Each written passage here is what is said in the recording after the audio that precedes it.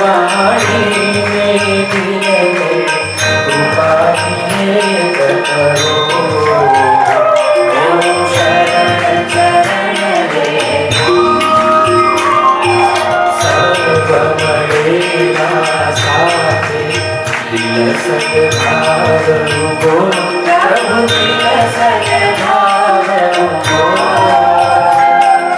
छो अपमान थया हो छो अपमान थया हो न्यायी भाव रखो। ओम शरण चरण रे नीत प्रकार विभूति उद्भवन करवा प्रभु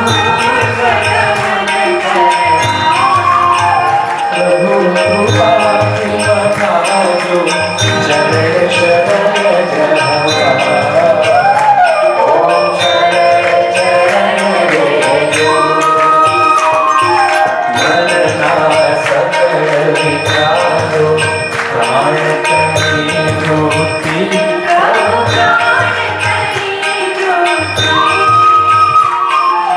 चरण कमल गण जो। ओम शरण चरण रे देवा दिल होइए प्रभु देवा देखावा प्रभु देवा देखावा। मति मुझ खुली है जो मति मुझ खुली है जो स्पर्श पर खावा। ओम शरण चरण रे दिल मां कैक भरू हो देख की झूल तू प्रभु देख की झूल तू। कभी मन मुझ की न बन जो कभी मन मुझ की न बन जो तेरी मती दे जो। ओम शरण चरण रे क्या क्या उड़ने भाव दिल क्या मुझे कर जो प्रभु दिल क्या मुझे कर जो। उड़ने भावनी भक्ति उड़ने भावनी भक्ति दिल मुझे संचर जो। ओम शरण चरण रे मनमति प्राण प्रभु तुझ भाव की कर जो प्रभु भाव की कर जो। दिल मां तुझ भाती दिल मां तुझ भाती छोड़ो उछल जो। ओम शरण चरण रे जो। ओम शरण चरण रे जो प्रभु शरण चरण रे जो। पति चौगारी रे जो पति चौगारी रे जो कर ग्रही रे जो। ओम शरण चरण रे जो। ओम शरण चरण रे जो। ओम शरण चरण रे जो। ओम शरण रे जो। ओ ईश्वर भजिए तले मोटो छे तुझना गुण तारा नित गाइए थाय अमारा का। हे लावी हसावतु सगुल कदी करिए अबे तो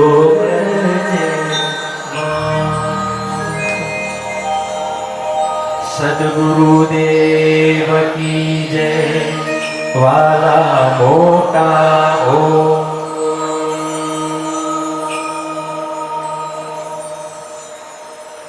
હરિઓમ.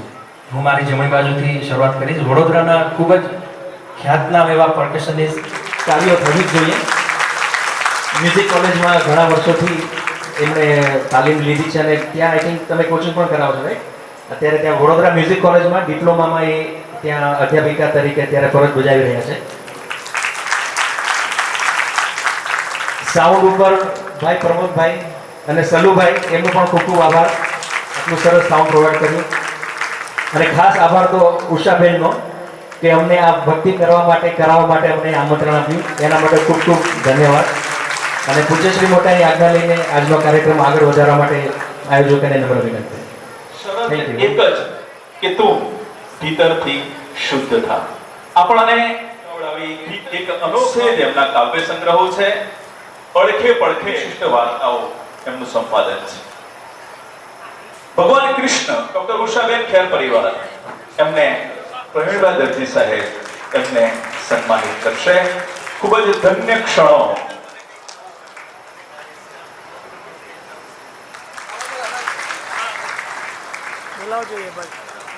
સન્માન પછી તરત જ એક પણ ક્ષણનો વિલંબ કર્યા સિવાય આપણે પદ્મશ્રી ડોક્ટર પ્રવીણભાઈ દરજી સાહેબ શ્રીની વાણીનો લાભ લેવા માટે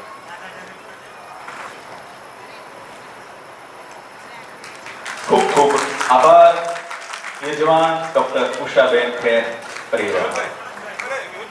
અને હવે નમ્ર નિવેદન પદ્મશ્રી ડોક્ટર પ્રવીણભાઈ અને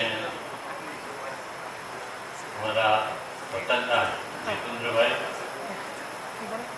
સરદાર પટેલ યુનિવર્સિટીના અવગતિશીલ કુલપતિ શ્રી નિરંજનભાઈ પટેલ સાહેબ, અને હું અહીંયા દોઢેક કલાકથી જે મોટાએ ચિંદેલા રાહને અનુસરવા મથતો તો એમાં સાથ આપી રહેલા મારા સૌ ભાવિક મિત્રો, સજ્જનો અને સંગાર.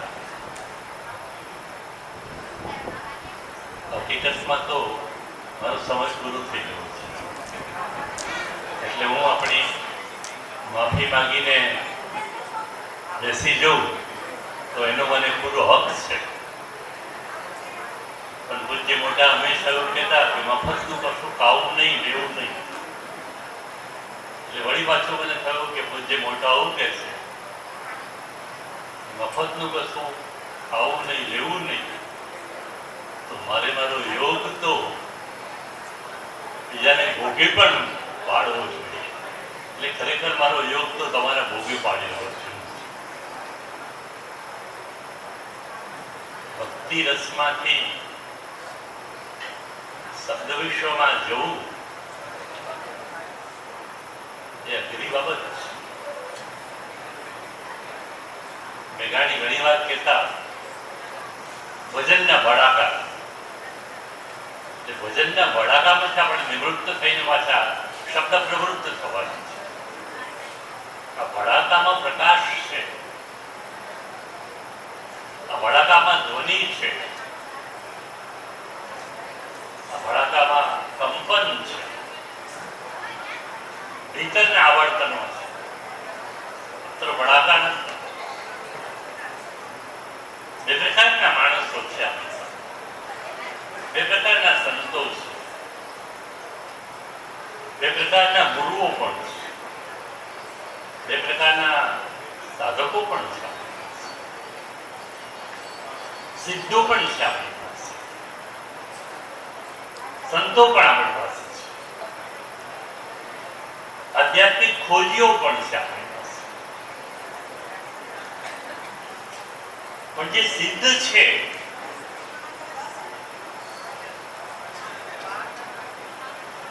એની બોટમાં, એની નાવમાં એકલો જ બેસી શકે છે. એને એમ થાય છે કે જગતનું પરિવર્તન શક્ય નથી,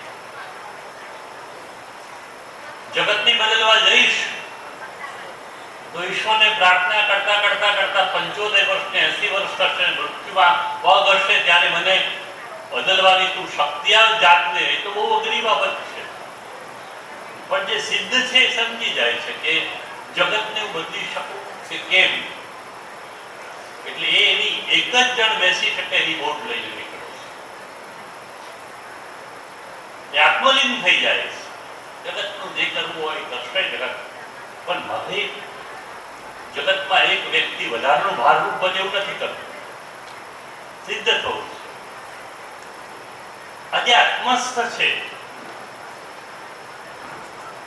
આત્મલીન છે, પોતાનું જ એક કોચલું, પોતાનું જ એક આવરણ, પોતાની જે પરિધિ જે ઊભી કરે છે એ સિદ્ધ પુરુષ. અને આવા સિદ્ધ પુરુષો આપણી પાસે બહુ છે, અનેકો અનેકો છે. પણ બીજો એક વર્ગ છે જે હજારો હજારો વર્ષ પછી એ વર્ગમાં એકાદ માણસ મળે છે, જેને એવું હોય છે કે એની બોટમાં એક નથી બેસતો, એની બોટમાં બેસવા માટે ઘણા બધા લોકો ઉત્સુક હોય છે, અને એની નાવમાં, એની બોટમાં અનેક લોકો બેસી જાય છે.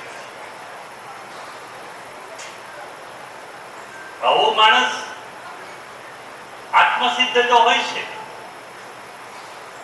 આત્મલીન તો હોય છે,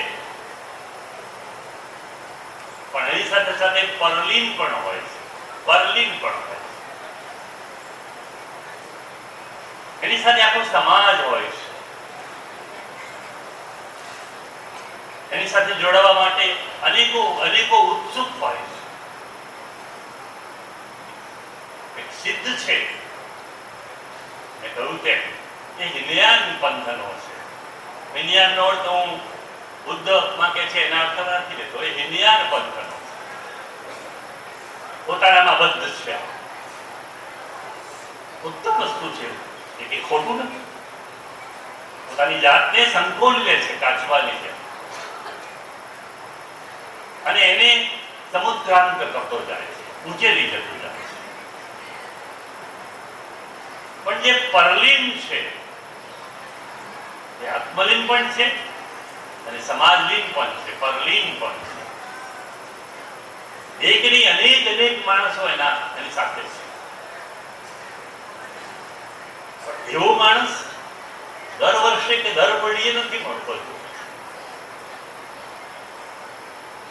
એ મહાયાન છે, પેલો હિનયાન છે તો આ મહાયાન છે. અને અનેક વર્ષો પછી, ક્યારેક અનેક સદીઓ પછી, ક્યારેક અનેક યુગો પછી એવો માણસ એ મહાયાન છે. હું એને સદગુરુ કહું છું. અને પૂજ્ય મોટા એવા સદગુરુ છે, હજારો વર્ષ પછી મળેલી વિભૂતિ. મહાયાન પંથનો માણસ આખા વિશ્વને સાથે લઈને ચાલે છે.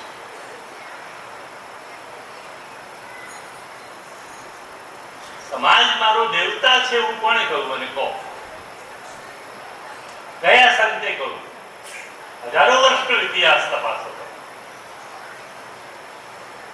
અને ઘણીવાર પૂજ્ય મોટાને વાંચતા 28-30 પુસ્તકો આપ્યા તો હું તો પાગલ માણસ છું. નાનપણથી કઈક અંશે મોટાને મળતો પણ ખરો, એવી સિદ્ધિ મારામાં નથી, પણ આપ્યું, બધું મેં વાંચી નાખ્યું. અને 2010માં મોટા વિશે એક વ્યાખ્યાન આપેલું. ત્યારથી મોટા સાથેનો મારો એક અનુબંધ પણ ખરો. અમારી સરદાર પટેલ યુનિવર્સિટીએ મારા રિસર્ચ પેપરને એવોર્ડ પણ આપેલો. ત્યારથી મારી સાથે અંદરથી જોડાઈ ગયેલા છે પૂજ્ય મોટા. હરિઓમ આશ્રમે ઓમ. તો મોટાનું જીવન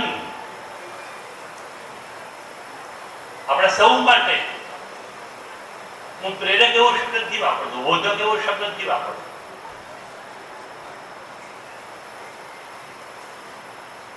જે આપણને ભૂલી ગયા છીએ એને ખાખા ખોડા કાઢવાના છે. આપણને ભૂલી ગયા છીએ. અહીંયા આપણે બેઠા છીએ છતાં અહીંયા નથી. જો હાથ ઉપર, હૃદય ઉપર હાથ મૂકીને કહેજો કેટલા છે અહીંયા પોતાની જાત. હૃદય હોય તો હાથ મૂકજો, નહીં તો ચિંતા નહીં કરશો. આખો વિશ્વ જીવે છે હૃદય વિના. બોટનિકલ હાર્ટ તો છે આપણા બધા, પણ સ્પિરિચ્યુઅલ હાર્ટનો મોટો ભાવ છે. આપણે એમાં કહ્યું ને આપણા સમયમાં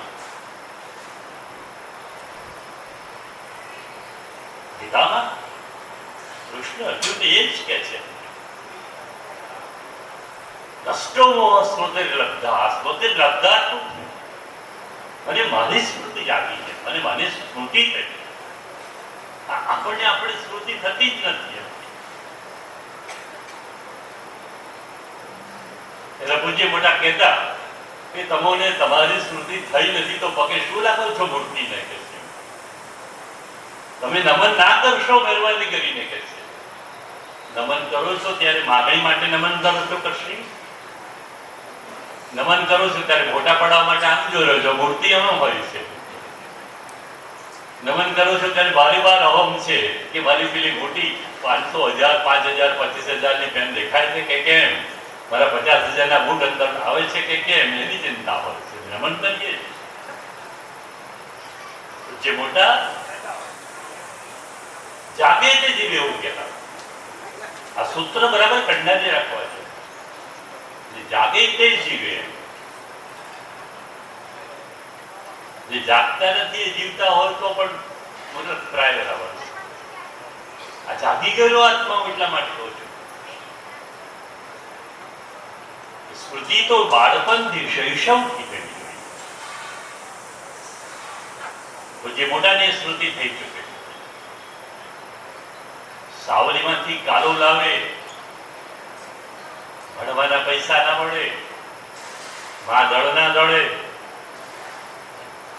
પિતા કરે તો કેટલું કરે.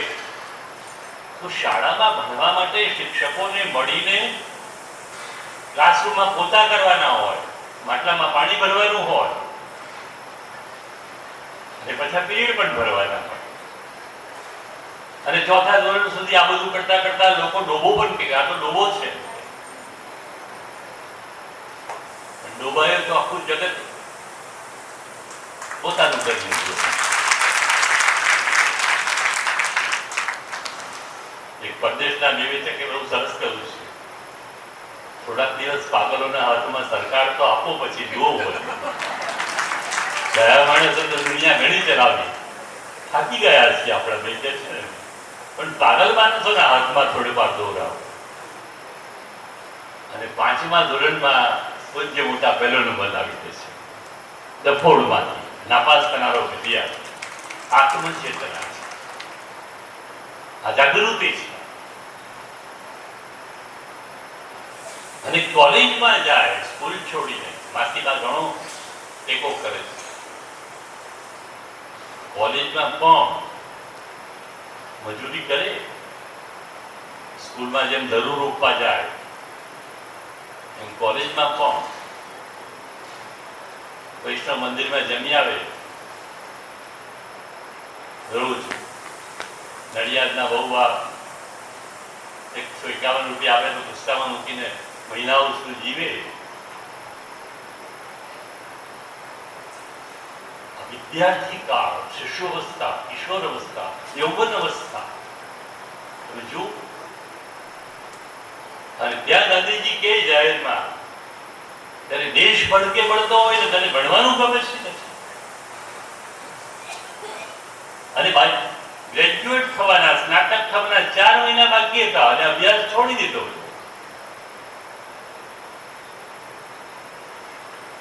4 મહિના બાકી હોય એટલે કોઈ માણસ 4 વર્ષ વેડફી નાખે ખરો? ડાયો માણસ કોઈ? પાગલ માણસ જ વેડફી. દેશ ભડકી વળતો આત્મલિંગતાની સાથે જે પરલિંગતાની જે વાત કરી કે આવા સિદ્ધ પુરુષોની સામે ગુરુઓ 1000 વર્ષ, સદગુરુઓ 1000 વર્ષ પછી મળે અને કોલેજ છોડી દે છે. 4 મહિના સ્નાતકના બાકી હતા.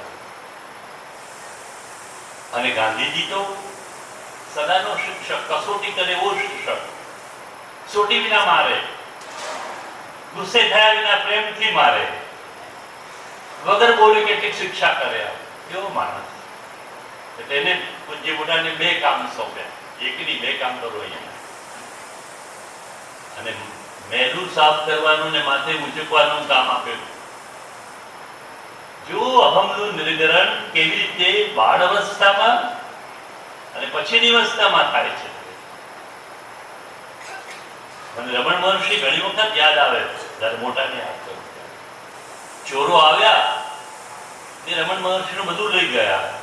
પછી રમણ મહર્ષિને થયું કે ચોરો આવ્યા ને બધું લઈ ગયા પણ વીંટી તમારા હાથે રહી ગઈ કે એટલે દોડ્યા પાછા. અને ઉભરો પેલા લોકોને એમ કે સાધુ જાગી ગયું છે, મારશે મારશે મારશે. પછી કે નાના સોનાની વીંટી લઈ ગઈ, તમે લઈ જાઓ લઈ જાઓ લઈ જાઓ. ત્યારે પેલા ચોરો કહ્યું કે સોનાની વીંટી પણ લઈ જઈ. પૂજ્ય મોટાએ પણ ચોરથી ચોરી કરવા આવેલા માણસોને કહ્યું કે આ પોટલીમાં છે 4 ભાગ કરી નાખો. 4 ચોર હતા, 5મો હું છું, આપણે ખાવા બેસીએ. પૂજ્ય મોટા આપી દીધું 4 જણને અને પોતે થોડુંક લીધું 5મા ભાગ કરી. પૂજ્ય મોટા ખાતા જાય, ધીમે ધીમે ખાય. આપણે જે મોટા વડે ખાવ કે એમને ગળિયા રાખીને ઓફિસોમાં નતું જવાનું, આપણે ઓફિસોમાં જવાનું હોય. એટલે અન્નદેવને પણ આપણે અન્નદેવ નથી માનતા. અન્ન તો દેવ છે. જેવું ખાશો એવો ઓળખાર આવશે, જેવું ખાશો એવું લોહી વધશે. એટલે પૂજ્ય મોટા ધીમે ધીમે ખાય કે કોળીઓ ઈશ્વરને યાદ કરતા, સતત યાદ કરતા. એટલે પેલા ચોરો થયું કે આ માણસે વધારે ભાગ લીધો છે, તે વધારે ભાગ લીધો છે એટલે મોડું થાય છે કે તારો ભાગ લાવ. એટલે ચોરો કે આ તારો ભાગ છે એટલે લઈને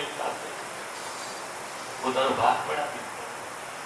આજુ નિષ્પૃહ હતા આશા જે બાળપણમાં હતી. એ મિત્રો લાડુનો આખો થાળ આપી ગયા ઘરમાં. માતાને કહ્યું કે આ થાળ છે લાડુ ખાઈએ. માતાએ કહ્યું કે આપણાથી લેવાય ના આવો અનિતિનો લાડુ પાછો આપી આવો, ગરીબોને વેચી દે છે. માતાએ બીજે દિવસે ગોળનો લાડુ બની આપ્યો, ખવડાવ્યો છોકરાને. પણ બાળકું કશું લેવાય નહીં. એ જો નાનપણથી શૈશવથી કોલેજ કાળમાં આપવાનું આ જાગી જવાનો પ્રશ્ન છે. આ પેલો સાધક નથી જે આત્મા લઈને કંઈક ને કંઈક પોતાની રીતે આગળ વધતો જાય. આ અનુભવાર્થી છે. સરસ્વતીચંદ્ર આજથી ઘણા વર્ષો પહેલા 1885માં લખાયેલો. પૂજ્ય મોટા 1898માં જન્મેલા, તે પહેલાની વાત કરું છું. ત્યારે ગોવર્ધનની વાત કરી. એ વાત ગોવર્ધન અમે ત્યારે કરી. પૂજ્ય મોટા 24મા વર્ષે જો પાઠ તો નાનપણ જેવા ઘણા કિસ્સા છે. હું કહું તો બોજરૂપ થઈ જતો મને કહેવાનું ઘણું બોજરૂપ થઈ ઘણા કિસ્સા છે. 24 વર્ષની ઉંમરે જે પેલી એકસૂત્રતા બંધાતી જતી ઈશ્વર સાથેની સ્પર્શ, મરણની સ્પર્શ, સ્તવનની 24 વર્ષે એનો ખેલ પૂરો થાય છે અને એક નવો ખેલ શરૂ થાય છે. પણ ખેલ પૂરું થાય છે ને નવો શરૂ થાય છે એમ કહું છું ત્યારે નોટ એ થયો કે એક જગતનો ખેલ એ બરાબર ખેલી ચૂક્યો. જગતને બરાબર જોઈ લીધેલું 24 વર્ષની ઉંમરમાં. ત્યાં તો જેલમાં પણ લોકો લડે છે. જેની વાતો કરીએ છીએ એ માણસો પણ આપણને કંઈક ને કંઈક જુદી પ્રકૃતિને લાગે છે એના કરતા પણ જુદા લાગે છે. કોઈને કહેતા એ શરમ નથી ને બોલતા, સાચું બોલતા. જો આવો આત્મા 24 વર્ષે જાગી ક્યારે જાય? આપણા મનમાંથી ઘણા નથી જાણતા આવા કિસ્સા જે મોટા નોંધ્યા છે. રાજકોટ સરદાર પટેલ અને ઇન્દુલાલ યાજ્ઞિકને 12મો ચંદ્રકા આપણામાંથી બહુ ઓછા જાણીએ છીએ. અને ઇન્દુલાલ યાજ્ઞિકા કોઈ પણ માણસને સેવામાં રાખવો નહીં એવું ચોખ્ખું ફરમાન સરદારજીનું હતું. અને સરદારને જઈને કહે છે, જેમ ગાયકવાડે જઈને કહ્યું હતું ને કે આ હરિજનો ઉપરનો જુલમ હું સહન નહીં કરી શકું, આ પૂજ્ય મોટાએ કહ્યું. જેમ દલપતરામ ગુજરાતી ભાષાની વકીલાત કરવા ગાયકવાડ પાસે ગયા, એ એક મોટો કિસ્સો છે ગુજરાતનો. એમ બીજો મોટો સેવાના સંદર્ભમાં આ કિસ્સો છે કે એ જાતે પૂજ્ય મોટા ગાયકવાડ પાસે ગયા અને કહે છે કે હરિજનોની સેવા કરવાની છે, કરવી પડશે, તમે એને ધ્યાનમાં લો.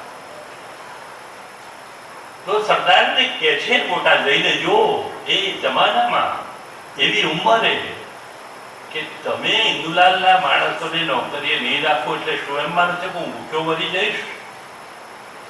અરે હું તો ચણા મમરા ખાઈને જીવનારો માણસ છે, હું તો મારી સેવાનું કામ કરતો જ રહીશ, મારે નોકરી સાથે કોઈ સંબંધ નથી. આ જો આ અવસ્થા, આ અંદરનો તેજ ભર્યો પેલો અગ્નિ પ્રગટ્યા જ કરતો હતો, જપક્યા જ કરતો હતો, જઢળ્યા કરતો હતો. એની ઉપર રાખ વળવા નથી દીધી, અને રાખ નથી વળવા દીધી એટલે 24મા વર્ષે મારે આત્મલીન થઈને પરલીન થવું છે, તો શું કરવું?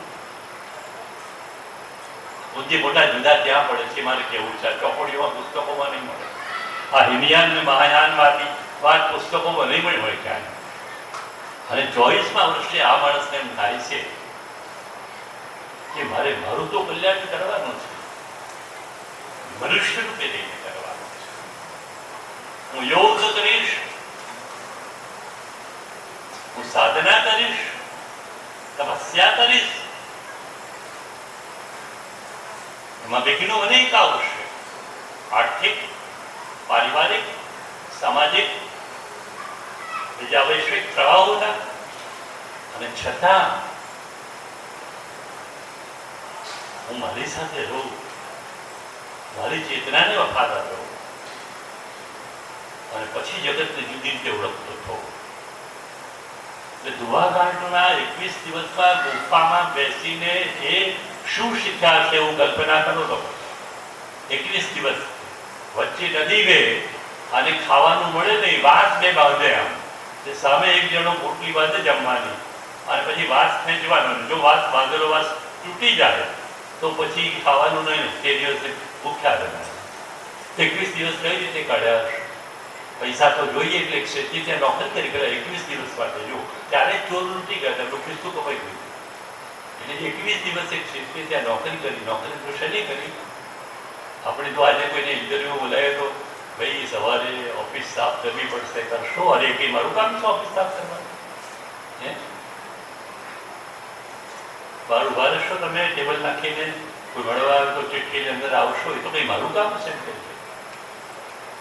અને મોટા 21 દિવસમાં ચોરી થઈ એટલે ખર્ચા માટે, પૈસા કરવા માટે એક શેઠને ઘરે કચરા પોતા કામ કર્યું.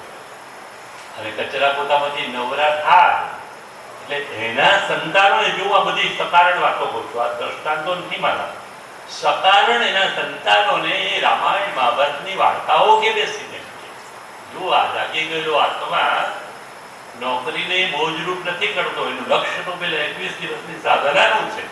એ માટે પૈસા થોડા 5-15 રૂપિયા એકઠા કરવાના છે. પણ એ એકઠા કરતા કરતા નીતિમત્તાનું ધોરણ કેટલું ઊંચું હતું કે આની પછીની પેઢી પણ જો 2-3 થાય એનામાં જાગે તો મારું કામ યોગ્ય થઈ ગયું. એટલે એટલી નાની ઉંમરે, 24 વર્ષની ઉંમર, આપણે તો 24 વર્ષની ઉંમરે ધમપછાડા કરીએ ઘરમાં, બાપે આના લાવ્યો, સ્કૂટી ના લાવી, ફલાણું ના લાવ્યો, ટીકનું ના લાવી આપ્યું, આ ખાવા બન્યું, આ નહીં, આજે પૈસા આપી દે, રેસ્ટોરન્ટમાં જઈશ, પીઝા ખાઈશ, ફલાણું ખાઈશ, ટીકડું ખાઈશ, કંકાસ કંકાસ કંકાસ કંકાસ.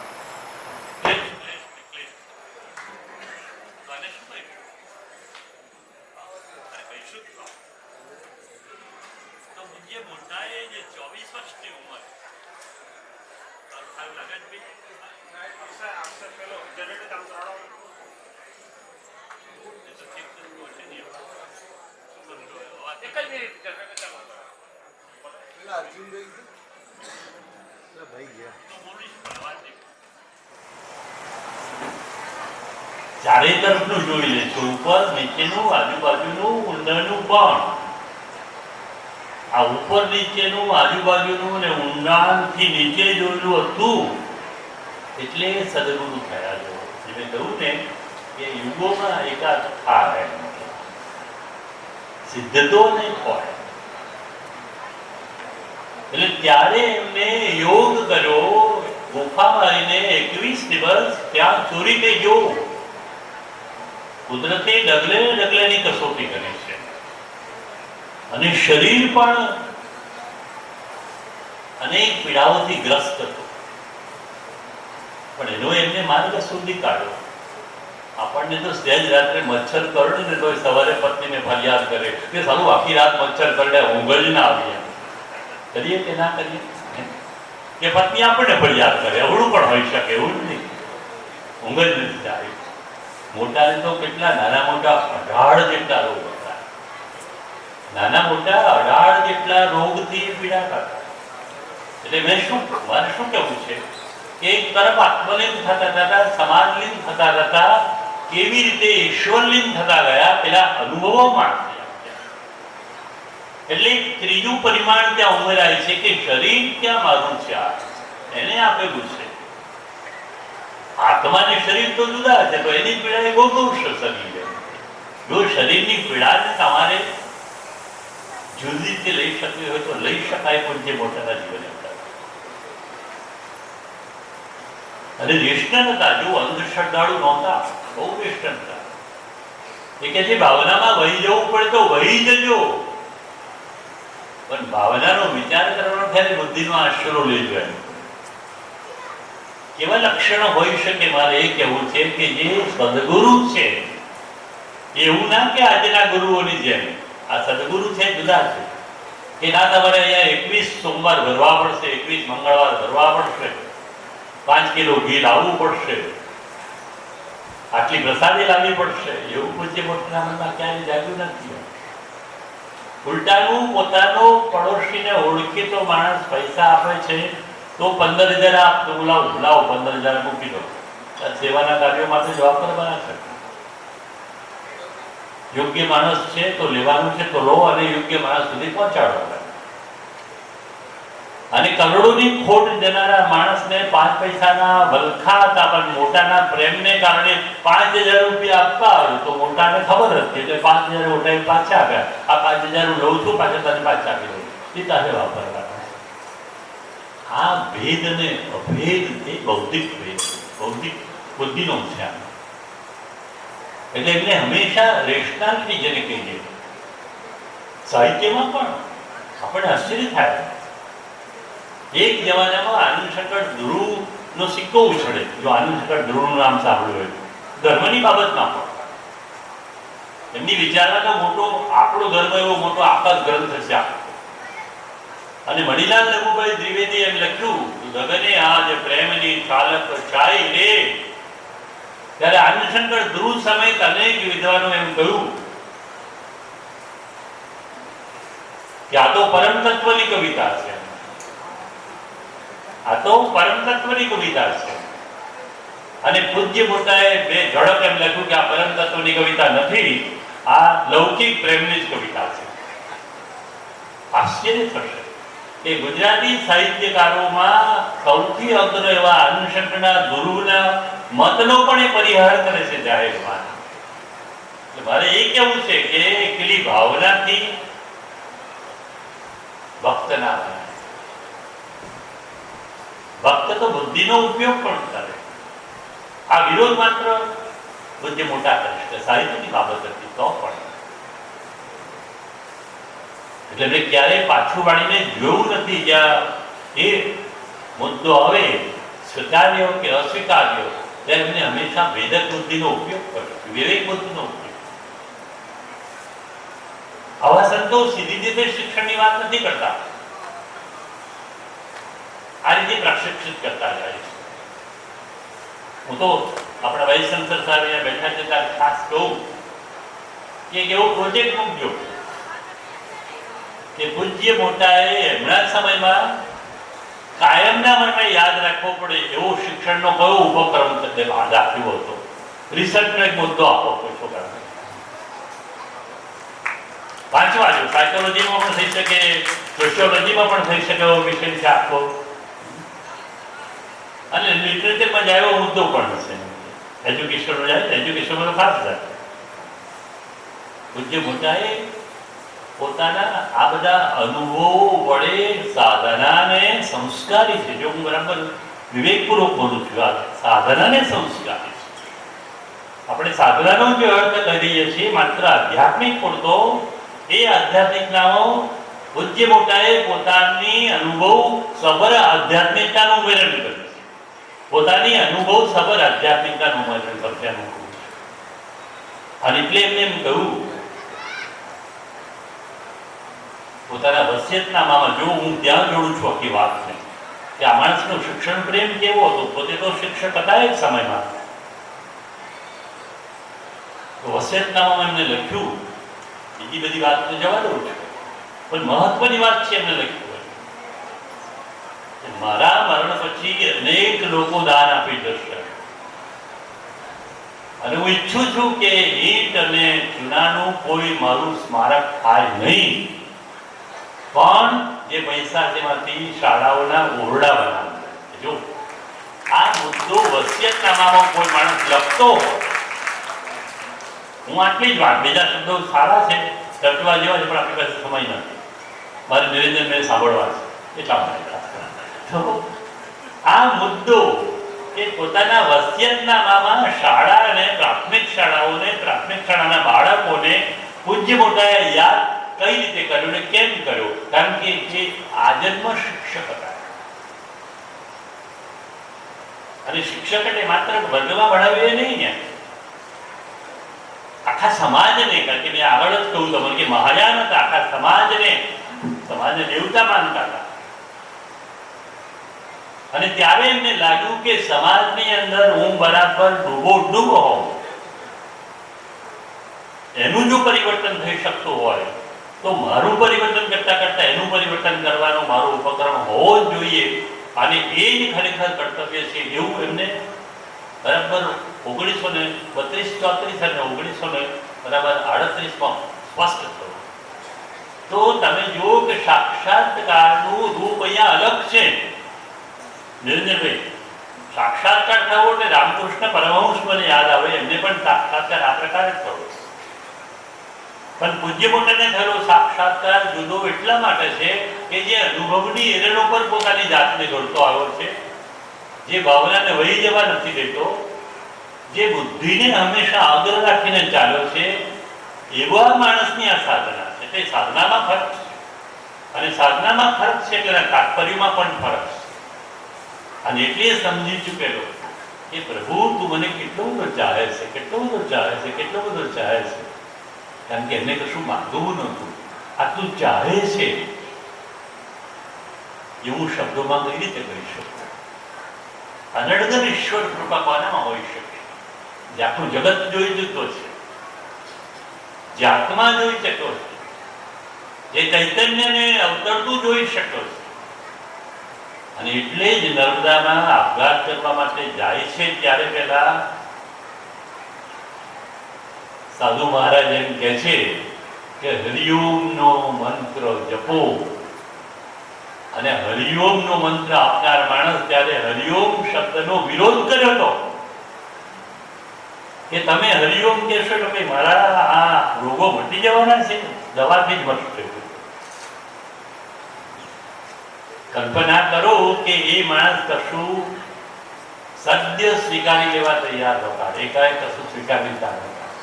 જે પેલા સાધુને કહું કે તમે બરાબર કહેતા હશો, પણ હું એમ માનું છું કે આ બધાનો ઉપાય દવા છે, માત્ર હરિઓમ શબ્દ નહીં. અને ગાંધીજીના આશ્રમમાં પૂછે છે કે શું આ હરિઓમ બોલવાથી ખરેખર મારા રોગ મટી જાય તમે માનો છો?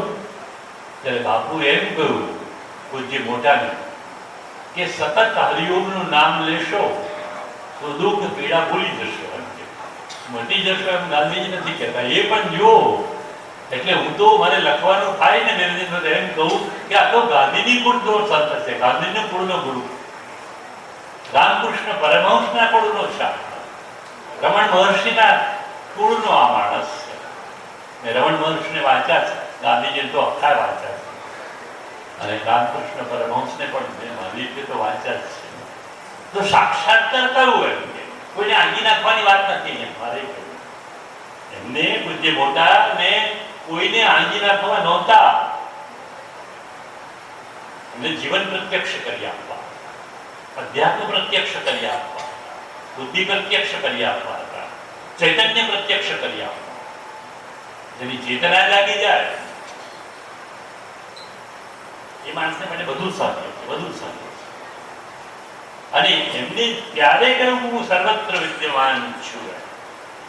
આ 1932-34 થી 1998 બે વખતના અનુભવોમાંથી અને પછી એમને દાદેલું જે સત્ય છે એ આ માત્ર વિધાન નથી, હું સર્વત્ર વિદ્યમાન છું. એ તો એમને લાદેલું જીવનભરના અનુભવોનું જીવનભરની સાધારણ છે. હું સર્વત્ર વિદ્યમાન છું. આ હું સર્વત્ર વિદ્યમાન છું કે શું? રજનીશ એમ કે છે કે હું ભગવાન છું, ત્યારે લોકોએ ઘણો વિરોધ કર્યો કે રજનીશજી ક્યાં ભગવાન છે, આ ખોટો નકામો માણસ છે. અને સમાજને તો બે ધાર હોય છે. તમે મોટા થઈ જાઓ તો પગે લાગે અને નાના હો દુનિયાને નજરે ત્યાં સુધી તમારે સારું કોઈ જુએ પણ નહીં. બે ધારને કરવા પૂંજી મોટાએ કેટલા બધા અનુભવો પછી એમ કે હું સર્વત્ર વિદ્યમાન છું. જો આ શું બતાવે છે? આ પેલા સદગુરુનું મહાયાન લક્ષણ છે કે હું સર્વત્ર વિદ્યમાન છું એટલે મારું સર્વત્ર અસ્તિત્વ છે. એમ એટલે પૂજ્ય મોટા પોતાના માટે કે છે એવું નહીં માનતા. એ કહે છે કે હવે તો હું જ્યાં જોઉં છું ત્યાં ઇદમ સર્વમ ખલુ બ્રહ્મ. અમારા સાહેબ કહે છે હે સંસ્કૃતના પ્રોફેસર છે મોટા, ઇદમ સર્વમ ખલુ બ્રહ્મ. આ બધું આપણે ઈશ્વરમય દેખાય છે. આપણે ઋષિઓએ કહ્યું છે ઉપનિષદોમાં કે પાસ્ય દેવસ્ય કાવ્યમ ન જીર્ણતિ ન મમારા. આ દેવનું કાવ્ય તું જોતો ખરો? દેવસ્ય કાવ્યમ ન જીર્ણતિ ન મમારા. એ મૃત્યુ નથી પામતું અને ગરડું પણ નથી, બીજુંનું પણ દેવનું કાવ્ય છે. તો આ પૂજ્ય મોટાની આંખે દેવનું કાવ્ય જોયું છે. અને તમે જુઓ કે શિક્ષણની વાત કરતા કરતા શિક્ષણના સંદર્ભમાં જ એમને કહ્યું કે ઓ શિક્ષકો તમે જાગો. ઈશ્વરના આ વિશ્વમાં તો કળા પણ છે, સૌંદર્ય પણ છે. જુઓ એ શુષ્ક સાધુ નહોતા, શુષ્ક સંત નહોતા, જીવનથી ચૈતન્યથી ભર્યો થ્રોબિંગ હાર્ટ વાળો માણસ, ધબકતા હૃદય વાળો માણસ હતો. એટલે એને કહ્યું કે આ વિશ્વમાં કળા છે. કસ્ય દેવસ્ય કાવ્યમ. ઋષિઓ કે છે ને કળા છે, સૌંદર્ય છે, આનંદ છે, પ્રસન્નતા છે. એ જગતને તું જોવાય. દરવાજા કેની જેમ બ્રહ્મ સત્યમ જગત મિથ્યા એવું નહીં. બ્રહ્મ સત્યમ જગત સત્યમ છે. આ બ્રહ્મને સત્ય માને છે, જગતને પણ સત્ય માને છે. એવું આ સાથે એટલે એને પામવા માટે, એને સમજવા માટે એક તરફ ધર્મનો આશરો લેવો પડે, એક તરફ જીવનની ક્રિયાકલાપોનો આશરો લેવો પડે, એક તરફ તમારે પોતાના અહમનું નિગ્રહણ કરી નાખવું પડે, નિર્મૂળ કરી નાખવું એને એવી પણ સ્થિતિએ પહોંચવું પડે. અને ત્યારે તમે સિદ્ધમાંથી સદગુરુની કક્ષા સુધી પહોંચી. અને એટલે નરસિંહ મહેતાની પંક્તિ યાદ આવી ને ભાઈ, વડોદરા અમારા બહુ સત સુરસાથી ગાતા હતા. મન થયું કે મને ભગવાન આવતા જન્મમાં સંગીતકાર બનાવે. એવું તમને ગાતા સાંભળે મને એવું થયું. તો પૂજ્ય મોટા સંગીત શબ્દ વાપરતા એટલે મેં જરા આખો ગમત કરી. પૂજ્ય મોટાએ સંગીતનો પણ નિર્દેશ. આ માણસ કેટલો બધો સજીવ હતો. એમ જાગતો તો એવો શબ્દ વાપર્યો, પણ મારે એના માટે સજીવ શબ્દ વાપર્યો. આ વિશ્વ એક સંગીતથી ચાલે છે. એમને શિવરંજનની વાત કરી ત્યારે હું જરા ખુરશીમાંથી અડધો ઉભો થઈ ગયો ને નિરંજનભાઈ કે ચાલો મને શિવરંજની સાંભળવા આવશે. વિશ્વની કરુણા ક્યાંય જોવી હોય તો શિવરંજનીમાં છે. શિવરંજની આવે ને જાણે કહા ગયે બુદ્ધિ મન હરવા. એકવાર તાળીઓનો ગુંજારો થઈ જાય આપણા આજના સજ્જન અને મોંઘેરા મહેમાન માનનીય ડોક્ટર નિરંજનભાઈ પટેલ. કોયલ ઉતર્યા છે ક્યાંથી ટહુકા પહાડમાં, કા મોરલી ગુંજી હશે વૃંદાવનમાં, કા ઘોંઘરું ખનક્યા હશે મેવાડમાં. ખૂબ જ ઉષાબેન ખેર પરિવાર, રાજેન્દ્રભાઈ, પિનાકીનભાઈ, અને જેમણે એક જ કલાકમાં પૂજ્ય શ્રી મોટાને પૂરેપૂરા ખેડ્યા છે એવા આપણા સૌના માર્ગદર્શક પદ્મશ્રી પ્રવીણકુમાર દરજી સાહેબ એક સરસ રસ્તો કંડારી દીધો છે ને મારે તો પૂજ્ય મોટાશ્રી વિશે 2-3 ચાસત પાડવાના છે. એમને આખું ખેડાણ કરી દીધું છે, લઈને મને આનંદ છે. ચંદનબેન પણ અહીંયા ઉપસ્થિત છે, કીર્તિભાઈ વગેરે. સમય થયો છે એટલે છતાં પણ પૂજ્યશ્રી મોટાની સ્મરણાંજલિ અને એમના જીવન કાર્યો, મહત્તર જીવન જે કાર્ય છે એને લઈને થોડી વાતો હું પણ આપણી વચ્ચે કરીશ. જ્યારે ઉષાબેને મને કહ્યું કે તમારે પ્રવીણભાઈ સાથે વાત કરવાની છે, એવું જરા પહેલાં એકદમ મૂંઝાયો કે પ્રવીણભાઈ બોલવાના હોય અને પછી મારે વાત કરવાની હોય તો મારે મારી ક્ષમતાને પુરવાર કરવાનો પણ એક અવસર છે અને કસોટી પણ છે. તો એ રીતે આ કાર્યક્રમનો શરૂઆત થઈ. સાહેબે બહુ જ પૂજ્ય મોટાશ્રીના જીવનના સ્થિત્યંતરોને બહુ સરસ રીતે એક આગવી શૈલીમાં આપણી સમક્ષ અમને મૂકી આપ્યા. આપણે સૌ જાણીએ છીએ અને મને બીજી વિષય એ વસ્તુ હતી, એક અવનવ એ પણ હતું કે પૂજ્યશ્રી મોટાના સાહિત્યને નહીં પણ પૂજ્યશ્રી મોટાના જે સાધકો છે અને એમણે આજીવન એમની સાધના કરી છે એવા વ્યક્તિઓની વચ્ચે મારે કંઈ બોલવાનું છે પાછું, એ પણ બહુ મોટી માણસમાંથી મુશ્કેલી હતી. પણ છતાં યતિષ્ય તાવત એક બીજો એ રીતે વિચાર કરીને પણ બોલવાનું મન થયું કે આવું સતત વારંવાર શા માટે સાંભળવું જોઈએ આવા મહાપુરુષોના ચરિત્રને.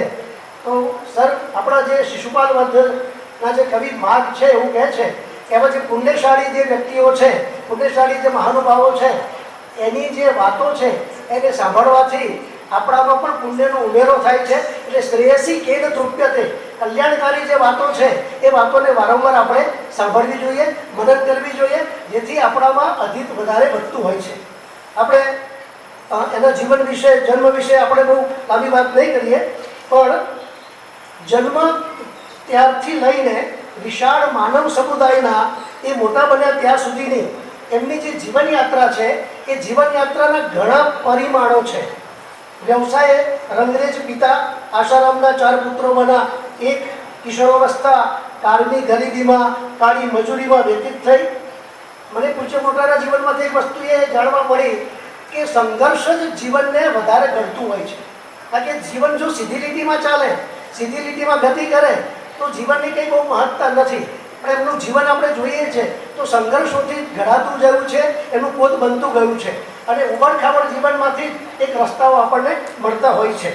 તો પિતાના અવસાન પછી કુટુંબનું ભરણ પોષણ કરવાની વિધવા માતા સુરજબાએ ઘરના ધરણા દળ્યા, મોટા ઘરના કામ કર્યા, ગરીબી લીધે અન્યાય આપણે એમના જીવનને ઘડવાનું મહત્વનું પરિબળ હતું કે ગરીબીને લીધે અન્યાય થયો, તિરસ્કાર પણ સહન કરવો પડ્યો, મેણા અપમાનમાંથી ઉગરવા ચુનીલાલે મોટા માણસ બનવાની એક ખેવના વ્યક્ત કરી અને તમન્ના જાગી.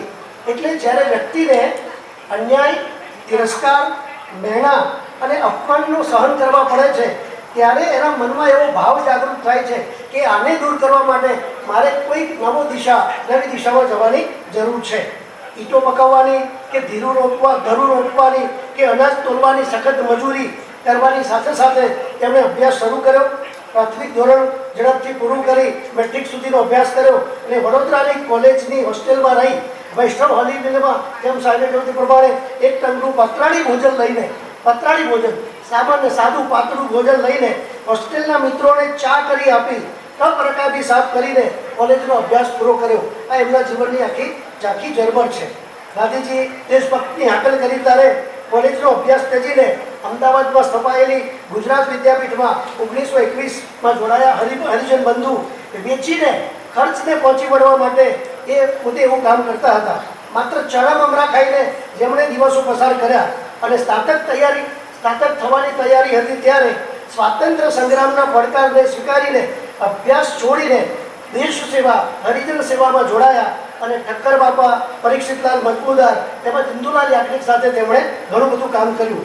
એટલે દેશ સેવાનું જનૂન, કુટુંબ ભરણ પોષણની જવાબદારી, આ 2 સ્થિત્યંતરો. એક બાજુ દેશ પ્રત્યેનો ભાવ છે, બીજી બાજુ પોતાના પરિવારને પણ કેવી રીતે સાચવવો એની જવાબદારી, આર્થિક ભીસ, સામાજિક ત્રાસ અને અપમાનો સાથે હરિજનોના ઉત્કર્ષનું આકરું કામ અને આ બધાની વચ્ચે પૂજ્ય મોટાએ એવો એક સરસ માર્ગ કંટાળ્યો જે આજે આપણને બહુ પ્રેરણારૂપ બની રહ્યો છે. દેશકાળમાં નિશ્ચળ અડગ રહેવા માટે કરેલી એમની પ્રતિજ્ઞા અને આથી અનુભવાથી જે ભીષને લીધે એમના ફેફસાને લાગુ પડેલો રોગ, આવા અસાધ્ય રોગની વચ્ચે પણ એમણે જે દેશ સેવા કરી એ દેશ સેવા અને પછી સાહેબે કહ્યું તે પ્રમાણે ગરુડેશ્વરમાં જઈને નર્મદાની નદીમાંથી એમણે ઝંપલાવ્યું, પરંતુ દેવયોગે પાણીની બહાર ફેંકાઈ જતા આઈ એમ મેન્ટ ફોર સમથિંગ, હું કંઈક બીજું કરવા માટે, બીજું વિચારવા માટે અહીંયા પેદા થયો છું, એવા મનમાં એમનો ભાવ થયો. એટલે એમનું જીવન વેણ આખું બદલાયું અને એમના ગુરુ ધૂણીવાળા દાદા સાંઈ ખેડાના કહેવાથી બાલ યોગીજી મહારાજે તેમને સાધનામાં દીક્ષિત કર્યા. તેઓ ગુજરાત હરિજન સેવક સંઘમાં પણ મંત્રી તરીકે કામ કરતા અને આધ્યાત્મિક સાધના પણ કરતા. આ બધી વસ્તુઓ જે છે એની સાથે આધ્યાત્મિક સાધનાને ટકાવી રાખવી બહુ મહત્વની, બહુ અગત્યની વાત છે. કરી શકાતું નથી આપણે. અને તેમણે પોતાનું વસિયતનામું જે સાહેબે કહ્યું તે પ્રમાણે એમાં કરેલું, એમાં એમણે કહ્યું કે ઈંટ ચૂનાનું સ્મારક બનાવવું નહીં અને નિમિત્તે જે રકમ આવે એને શાળાના ઓરડા વગેરે બનાવવા. ત્યાર પછી વિશ્વકોશની જે શરૂઆત છે એ પણ પૂજ્ય મોટાશ્રીના સૂચનથી કરી અને એમણે એમના ફેફસાના એમના રોગને મટાડવા માટે હરિઓમનો જપ પ્રયોગ શરૂ કર્યો. સાહેબે બહુ સારી વાત કરી. પણ અત્યારે આધુનિક વિજ્ઞાનમાં સાહેબ આપણે જાણીએ છીએ કે મંત્ર શક્તિ જે છે એ મંત્ર શક્તિ દ્વારા અસાધ્ય રોગોનું નિવારણ કરી શકાય એવા અત્યારે પ્રયોગો થઈ રહ્યા છે. થોડા દિવસ પહેલાં જ કેટલાક વ્યક્તિઓ જે કોમામાં હતા એ કોમામાં વ્યક્તિઓને મહામૃત્યુંજય મંત્રનો સતત 3 મહિના સુધી જાપ કરાવવામાં આવ્યો તો એ કોમામાંથી ધીરે ધીરે પોતાની સંજ્ઞાન પ્રાપ્ત કરી શકતા હતા. આ જે વાત અત્યારે વિજ્ઞાન પુરવાર કરે છે એ વસ્તુ મોટાએ પોતાના જીવનમાં પુરવાર કરી અને મંત્ર શક્તિના બળથી હરિઓમના મંત્રનો જાપ કરીને તેમણે પોતાના રોગને મટાડ્યો. એ વિજ્ઞાન અને અધ્યાત્મ એ બંને કેવી રીતે આપણી સાથે ભણાયેલું છે, જોડાયેલું છે એ આપણે જોઈ શકીએ છીએ. પણ સાથે સાથે દેશ સેવા, પ્રભુ પ્રત્યે કરવાની ભાવના એમનામાં જીવંત બની અને હરિજીવન સાથે, હરિજન સેવા સાથે દિવ્ય જીવનના અનુભવ માટે અખંડ સાધના કરી. 20 વર્ષ લગી નિષ્ઠાપૂર્વક હરિજન સેવા સાથે રાત્રે બહુ મહત્વની વાત એ છે કે આપણે ત્યાં કાપાલિક સંપ્રદાય છે સાહેબ બહુ મોટું, અને પાશુપત સંપ્રદાય છે. અને પાશુપત સંપ્રદાય અને કાપાલિક સંપ્રદાયના જે સાધકો છે એ રાત્રે સ્મશાનમાં જઈને બહુ મોટી સિદ્ધિઓ કરતા હતા અને સિદ્ધિઓ મેળવતા હતા એવું આપણે સાંભળ્યું છે. પરંતુ જ્યારે આપણે પૂજ્ય મોટાના જીવન ચરિત્રને વાંચીએ છીએ ત્યારે પણ આપણને એવો અનુભવ થાય છે કે પૂજ્ય મોટાએ પણ સ્મશાનવાસ કરીને સાધના કરી છે. જે આપણે જવાનો વિચાર પણ ના કરી શકીએ એવું પોતે સ્મશાનવાસ કરીને સાધના કરી અને પરિણામે 1939ના રામનવમીના દિવસે એમને 1939ના દિવસે હું સર્વત્ર વિદ્યમાન છું એવા અનુભવ, એવા પરમ પદની પરલીનતાનો એમને અનુભવ થયો, એની અનુભૂતિ થઈ. અને પછી એમણે હરિજન સેવક સંઘના મંત્રી પદેથી રાજીનામું આપ્યું, પ્રભુના યંત્ર તરીકે તે કાર્ય કરવા લાગ્યા. આ બધી વાતો ઘટનાઓ આપણે જાણીએ છીએ. પણ જીવ માત્રમાં રહેલી ગૂઢ આત્મશક્તિને જાગૃત કરી એને સક્રિય થવા માટે એ પોતે નિમિત્ત બન્યા. જેમ સાહેબે કહ્યું કે પોતે જ આત્મદીપો ભવા, પોતે જ પોતાનામાંથી દીવો બને એ રીતે. ત્યાર પછી 1942માં હરિજન છાત્રો માટે ફાળો એકત્ર કરવા માટે તેઓ એકલા મુંબઈમાં ફર્યા હતા એ આપણે જીવનમાં જાણીએ છીએ. અને મુખ્ય કર્તા તરફથી તેમની ઉપેક્ષા થાય, લોકો ઉપહાસ કરે, લોકો એની ઉપેક્ષા કરે, એની જરાય પરવા કર્યા વિના, એની જરાય ચિંતા કર્યા વિના, લોકોના ઠપકાનો જરાય વિચાર કર્યા વિના, પોલીસનો માર વેઠીને પણ દેશ સેવા નિમિત્તે એમણે જે કર્મયજ્ઞ આપ્યો હતો એ કર્મયજ્ઞને એમણે પૂરો કર્યો અને પૂરો કર્યા પછી પરત થયા. એટલે તેઓ એ તારીખે, એ વખતથી સંત તરીકે પ્રસિદ્ધ થયા. અને તે પહેલાં તેમનું પૂર્વ જીવન જે આપણે જોઈએ છે એ અનેક સંકેતોથી ભરેલું છે. એમના પૂર્વ જીવન અને ઉત્તર જીવનના બે સિદ્ધાંતો છે. પૂર્વ જીવન સંઘર્ષમય જીવન છે અને ઉત્તરમય જે જીવન છે એ જીવનમાં એમણે મહાત્મા ગાંધી સાથે એમનો જે સંપર્ક 1921માં કોલેજમાં ભાષણ કર્યું અને તે કાળે દેશ માટે કુરબાની આપવા માટે કેટલાક વિદ્યાર્થીઓને એમણે પ્રેરણા કરી.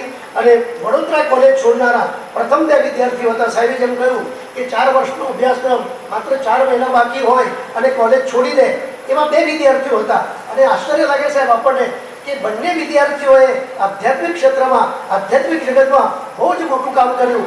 એમાં એક હતા પૂજ્ય રંગ અમૃત મહારાજ અને એક હતા પૂજ્ય મોટા. એ બંને જણાય એટલે કેવું કદાચ કોલેજ સાહેબ પૂરી કરી હોત તો અધ્યાપક થઈ જાય, બાકી બીજું વધારે થવા જ નહીં. એટલે એને બહુ મોટું કામ કર્યું છે એ વખતે. અને કોલેજ છોડ્યા બાદ એમને ગુજરાત વિદ્યાપીઠમાં પ્રવેશ કર્યો, ગાંધીજીની હાકલ થઈ, મેટ્રિકમાં સવારનો મોહ છોડ્યો વગેરે બધી આખી આપણે ઘટનાઓ જાણીએ છીએ. તો ત્યાર પછી 1923માં બાલયોગી મહારાજે દીક્ષા આપ્યા પછી એમની આધ્યાત્મિક યાત્રાની શરૂઆત થઈ.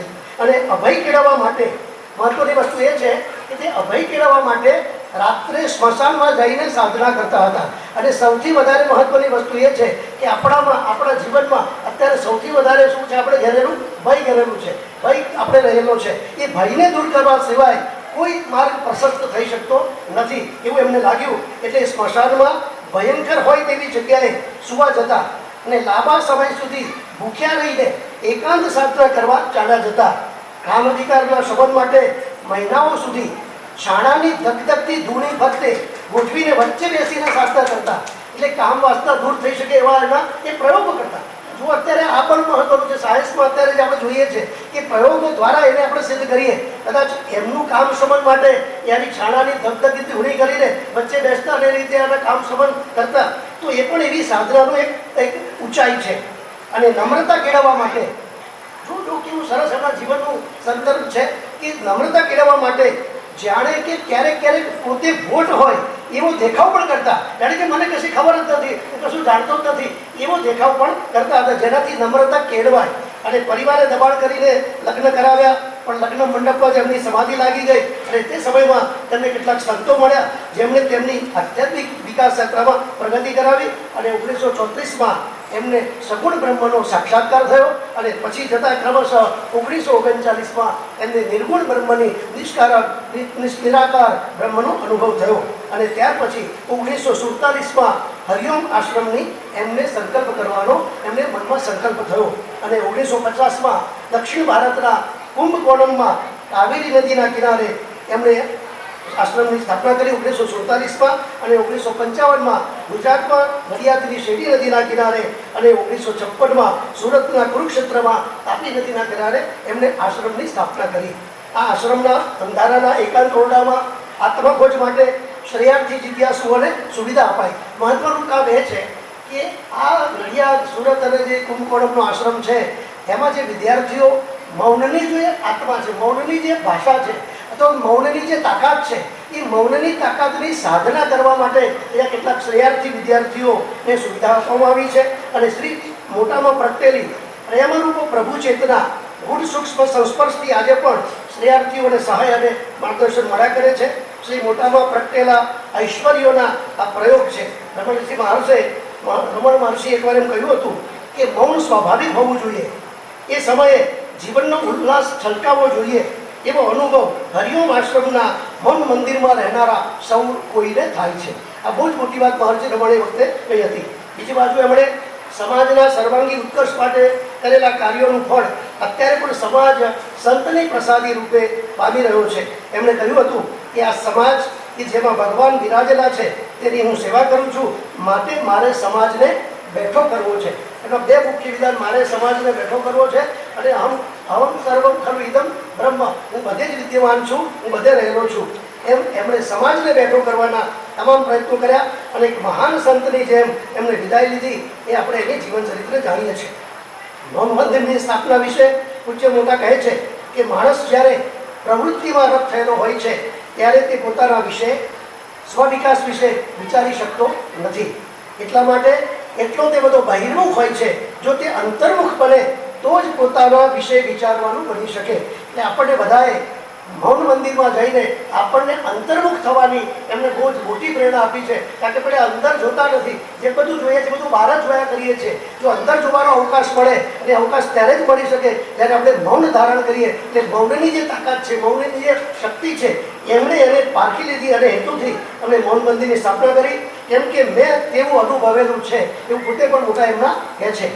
હું એકાંતવાસ દર વર્ષે 1 માસ કરતો, એના ફાયદા મેં અનુભવ્યા. એટલે હાલના સમયમાં દરેક માણસને સંસારમાં રહીને અંતર્મુખતા કેળવવા સાધન સંજોગો પ્રાપ્ત થાય એટલા વાસ્તે આ મૌન એકાંત મંદિર મેં બનાવ્યા છે. અને એમણે કહ્યું કે આત્મવિકાસ માટે આ બહુ જ જરૂરી છે. આત્મવિકાસ માટે એમણે 4 વસ્તુને બહુ મહત્વની ગણાવી છે. એક અભય, નમ્રતા, મૌન અને એકાંત. આ 4નું સેવન આપણા જીવનમાં આપણે જો કરીએ તો અંતર્મુખતા આપણામાં પ્રગટ થતી હોય છે. અને ખૂબ ખૂબ નમ્રતાને કારણે આપણામાં શૂન્યતા પ્રગટ થતી હોય છે, અહમ શૂન્યતા પ્રગટ થતી હોય છે. અને અહમ શૂન્યતા જ્યારે પ્રગટ થાય ત્યારે જ જ્ઞાનની ભૂખ ઉઘડતી હોય છે, ત્યારે જ જ્ઞાનની જગના જાગતી હોય છે, એવો એમને અનુભવ છે. ભગવાનના સગુણ સ્વરૂપના જે સ્વરૂપો છે, જેવા કે ગણેશ છે કે શિવ છે વગેરે અનંત પ્રકારો છે, એક જ પ્રકાર હોય છે એમ પ્રશ્ન કરે છે. આ દેવોના સ્વરૂપ કલ્પિત છે કે વાસ્તવિક છે એવો પણ પ્રશ્ન એ કરે છે. અને તેનો ઉત્તર આપતા પૂજ્ય મોટા કહે છે કે એકમાત્ર ચેતન જ છે. જુદા જુદા દેવો કલ્પ્યા તે તો શાસ્ત્રકારોએ, અનુભવીઓએ. આને ચેતનને ન સ્વીકારી શકીએ, નિરાકારને ન સ્વીકારી શકીએ, એટલા માટે જુદા જુદા દેવોની આપણા લોકોએ, અનુભવીઓએ વાત કરી. એ એક જ બીજું, એ એક જ ચેતન, બીજું કોઈ હોઈ શકે નહીં. કલ્પિત કશું નથી, બધું જ રિયાલિટી છે, બધું જ વાસ્તવ છે. ત્યારે આપણને શંકરાચાર્ય યાદ આવે સાહેબ. એ શંકરાચાર્ય આદિશંકરે જે સિદ્ધાંત વેદાંતની જે સ્થાપના કરી, એ વેદાંતને વ્યવહારમાં જો ઉતારવાનું કામ કર્યું હોય, સિદ્ધાંતને જ્યારે વ્યવહારમાં જો કોઈ લઈ ગયું હોય, એ પૂજ્ય મોટાનો બહુ મોટો પ્રયત્ન છે. કારણ કે સિદ્ધાંત તો પુસ્તકમાં કે એમાં હોય છે, પણ જ્યાં સુધી વ્યવહારમાં ના આવે, આપણા જીવનમાં ના વળાય, એનો જીવનમાં અનુવાદ ન થાય, ત્યાં સુધી કોઈ વસ્તુ સિદ્ધ થતી નથી. એમણે પોતે પોતાના જીવનમાં સિદ્ધાંતને વ્યવહારમાં અનુભવી બતાવ્યો છે અને આપણને પ્રેરણા પણ એ રીતે આપી છે. તો એ બધી વસ્તુ એના વિશે છે. ત્યાર પછી શ્રી મોટાનું આધ્યાત્મિક જીવન બહુ જ ગૂઢ હતું. એ જીવન દ્વારા એમણે માનવ માત્રના ઉત્કર્ષ માટે બહુ સૂક્ષ્મ કાર્ય કર્યું છે. તેમણે કરેલા સામાજિક ઉત્કર્ષના કાર્યો પાછળ પણ આત્માભિમુખ થવાની એ લોકો આપણને પ્રેરણા આપે છે. એમણે અનેક વ્યક્તિઓને ઉર્ધ્વ જીવન માટે માર્ગદર્શન પણ આપ્યું છે. પત્ર દ્વારા પણ પ્રેરણા આપી છે. એમના પત્ર લેખન જે છે એમાં દ્વારા પણ આપણને કેટલાક પ્રેરણાના માર્ગો મળે. એટલું જ નહીં, પણ એમના સ્મરણ માત્રથી પણ જે વ્યક્તિ પોતાના જીવન માટે જાગૃત બનેલી છે, પૂજ્ય શ્રી મોટાનું સંત તત્વ એમના બાહ્ય વર્તન વ્યવહારમાં જોનાર શોધનાર ન પામી શકે. એટલે પૂજ્ય મોટાને જો પામવા હોય, પૂજ્ય મોટાને સમજવા હોય તો બાહ્ય જગતથી જોઈ શકાય નહીં. એના માટે અંતર્મુખમાં જવું પડે, અંતરમાં જવું પડે, તો એના સાચા વ્યક્તિત્વને આપણે પારખી શકીએ. જેમ કહ્યું સાહેબે કે ભક્ત એકદમ થવાય નહીં, એવી રીતે ભક્ત થવું નથી. પણ કેવી રીતે થાય? તો જીવ માત્રમાં હૃદયસ્થ પ્રભુ આત્મામાં રહેલો છે અને રાગ દ્વેષાદિથી, કામ ક્રોધાદિથી આવરાયેલો છે. એને જો આવરણને દૂર કરીએ આપણે, આવરણો જે છે, ઘૂંઘટ કા પટ ખોલ તાકો પિયા મિલેંગે, મમ હૃદય ભવન પ્રભુ તોરા, મહી આય બસે બહુ ચોરા, કહત તુલસીદાસ સુન રામા, લૂટત તસ્કર તવ ધામા. એ જે હૃદયમાં રહેલા જે શત્રુઓ છે, એ શત્રુઓને દૂર કરીને અંતર્મુક્તા જો થાય તો એ કરી શકાય. એમના જીવનનું સૌથી મહત્વની વસ્તુ એ છે ઉગ્ર સાધના. કદાચ આપણે આ સાધના કરી શકીએ કે નહીં, બહુ મોટો પ્રશ્ન છે. એમના જીવનની બહુ મોટી સાધના છે અને અનંત જન્મોના કર્મોનો ક્ષય કરીને હૃદયસ્થ પ્રભુને એમણે પ્રગટ કર્યા છે. આથી એમનું હૃદય પ્રભુનું હૃદય છે. એમનું હૃદય એ જ પ્રભુ છે. એ પ્રભુનું બનેલા હૃદયમાંથી જે શબ્દો આવે છે એ ભાવ ન્યારો હોય છે, અલગ હોય છે. કેમ કે એ શબ્દ વાંચનારના મન, બુદ્ધિ અને ચિત્તને સ્પર્શીને અનોખા પ્રકારનું સ્પંદન જગાવે છે. આ ક્રિયા ઘણી સૂક્ષ્મ હોવાથી વાંચનારને કદાચ તેનો તત્કાળ અનુભવ ન થાય, કદાચ આપણને તાત્કાલિક એની અનુભૂતિ પણ ન થાય, કદાચ આ જન્મમાં ન થાય તો આવતા જન્મમાં, પછીના જન્મમાં પણ એ થઈ શકે. તેથી આ પ્રકારની અસર થતી નથી એમ માની શકાય નહીં. ત્યાર પછી સંત હૃદયના શબ્દ પ્રત્યે જેમ જેમ આકર્ષણ વધે, શબ્દમાં રહેલા ભાવને પામવાની જેમ જેમ ઉત્કટતા વધે, એમ એ શબ્દ આપણા હૃદયને સ્પર્શ કરતો જાય છે. એટલે એમના જે શબ્દો છે એ શબ્દો એના ભાવ જગતમાંથી આવે છે, જેથી આપણા હૃદયને સ્પર્શીને એવા સ્પંદનો પેદા કરે. એ સ્પંદનોથી આપણામાં હૃદયમાં રહેલો જે પ્રભુ છે એ પ્રભુના આત્માનું આપણને સ્મરણ થાય, એનું જાગૃતિ થાય. અને આ પ્રમાણે હૃદયમાં જે જ્ઞાન પ્રકાશ ઢંકાયેલો છે એની પ્રેરણાથી, એની જાગૃતિથી એ ખુલતો જાય. અને આમ સંત હૃદયના સ્પર્શની આ એક સૂક્ષ્મ કૃપા છે. એ વસ્તુ છે એમના જીવનમાં. એક તો શબ્દ પણ છે અને સ્પર્શ પણ છે. તો પૂજ્ય મોટાના શબ્દનો જે સ્પર્શ થાય આપણને અને પૂજ્ય મોટાના શરીરનો જે સ્પર્શ થાય, એ બંનેની જે અનુભૂતિ છે એ અનુભૂતિ આપણને આ ભવબંધનોને ફેરવા માટે એકદમ અત્યંત ઉપકારક અને કારગર છે. એટલે સ્વર્થ સ્પર્શને અને સ્પર્શને પણ એ કરી શકાય છે. તો આ આધ્યાત્મિક વિજ્ઞાનનું આ રહસ્ય છે. પૂજ્ય મોટાએ એમ કહ્યું હતું કે પોતે ભગવાન નથી અને એ યથાર્થ છે. કેમ કે દેહ રૂપે ભગવાન નથી જ, પરંતુ ભગવાન તો હૃદયસ્થ છે. માટે જીવ આવા આત્મનિષ્ઠ હૃદય સાથે પોતાના હૃદયનું અનુસંધાન કરે. એમણે બહુ સરસ વાત કરી કે આપણે જીવ જે છે એ આપણા હૃદયમાં બીજા જે પરમાત્મા છે એ પરમાત્મા સાથે આપણું અનુસંધાન થતું નથી. અને જ્યાં સુધી અનુસંધાન ન થાય ત્યાં સુધી ઉર્ધ્વ જીવનની શક્યતાઓ જોવા મળતી નથી. હૃદયમાં પરમાત્માનો અનુભવ કરવા માટે બીજો કોઈ સરળ માર્ગ નથી. પૂજ્ય મોટા એમ કહે છે કે એ માટે તો અંતરમાં ધગધગતા જ્વાળામુખી જેમ તમન્ના હોવી જોઈએ અને સાધનાનો નિરંતર અભ્યાસ કરવા માટે ઉત્કર્ષ પુરુષાર્થ પણ હોવો જોઈએ. તો બે બાજુ છે, એક બાજુ આધ્યાત્મિક વિકાસ યાત્રા અને સમાજના ઉત્કર્ષ કરવા માટેનો પુરુષાર્થ, એ બંનેમાં સમાન ગતિએ પૂજ્ય મોટામાં આપણને જોવા મળે છે. અને પોતાના આ જીવનના હેતુ માટેની પણ જાગૃતિ અમને બતાવી છે. ત્યાર પછી સંત હૃદય સાથે આપણું હૃદય જોડાયેલું રહે એ માટે એમના શબ્દો એક ઉત્તમ સાધન છે. તો એમણે શબ્દને સાધન તરીકે અને સ્પર્શને પણ સાધન તરીકે લીધો અને એના દ્વારા પરમની પ્રાપ્તિ એનો એમણે બહુ મોટો જુદો ખ્યાલ આપ્યો અને આખા આધ્યાત્મિક જગતમાં આપણને આપ્યો છે. ત્યાર પછી પૂજ્ય મોટાના માર્ગદર્શનમાં આધ્યાત્મિક વ્યવહારપણું જણાય છે. આ બહુ જ મોટી વસ્તુ એમની છે, આધ્યાત્મિક વ્યવહારપણું. તેઓ શ્રી દરેક પ્રશ્નના મૂળમાં જઈને દરેક વ્યક્તિને આસાનીથી અંતર્મુખ કરે છે. બધી સમસ્યાઓ, દુઃખો, ક્લેશ, સંતાપ વગેરેનું મૂળ કારણ આપણામાં જ રહેલું છે. કેમ કે આપણે જે અનુભવીએ છીએ એનું મૂળ આપણામાં રાગ દ્વેષ, ગમા અણગમા અને આગ્રહો રહેલા છે. એમણે બહુ સરસ લખ્યું છે કે જો જીવનને ઉર્ધ્વગામી બનાવવું હોય તો આગ્રહો છોડવાની જરૂર છે. આપણે બહુ આગ્રહોથી ગ્રસિત થયેલા છીએ અને બહુ આગ્રહો હોય છે. સાહેબ આપણે જાણીએ છીએ કે આપણા લાઈફમાં ઘણા બધા આપણે આગ્રહોને વશ થયેલા હોય છે. જ્યાં સુધી બધું નિર્મૂળ ન થાય ત્યાં સુધી આપણને કદી શાંતિ મળતી નથી. તેથી પૂજ્ય મોટાએ ભગવાનના નામ સ્મરણને ખૂબ જ મહત્વનું સાધન ગણાવ્યું છે. એના સિવાય બીજો કોઈ ઉપાય જ નથી, એના સિવાય બીજો કોઈ માર્ગ જ નથી. કલૌ કીર્તનમ, ભગવાનનું નામ હરિસ્મરણ જ મહત્વનું છે. અને તેઓએ આ પોતાની સાધનાના કેન્દ્રમાં આ સાધનને રાખ્યું છે.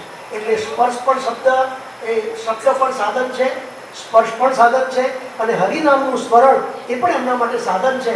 અને એ સાધન દ્વારા સાધ્યની પ્રાપ્તિ કરવાની, જીવન ધ્યેયને પ્રાપ્ત કરવાની આપણને પૂજ્ય મોટા પોતાના જીવન દ્વારા આપણને પ્રેરણા આપે છે અને એ ઝડપી પરિણામો આપણને બતાવી શકે છે.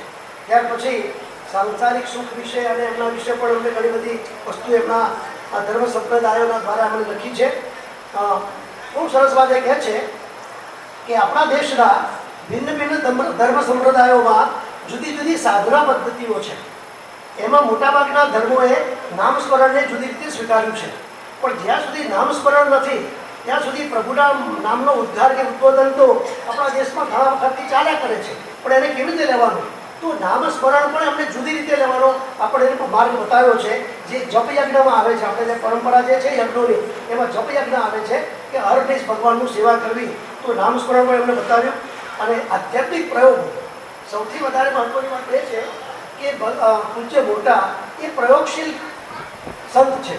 કારણ કે પોતે પ્રયોગમાં મૂક્યા વિના એ ક્યારે લખતા કે બોલતા નથી. એ પોતે પહેલાં પ્રયોગ કરે અને પછી એને બતાવે. તો એમનામાં આત્મશક્તિને જાગૃત કરવા પૂરતો એ સક્રિય બની શકે છે.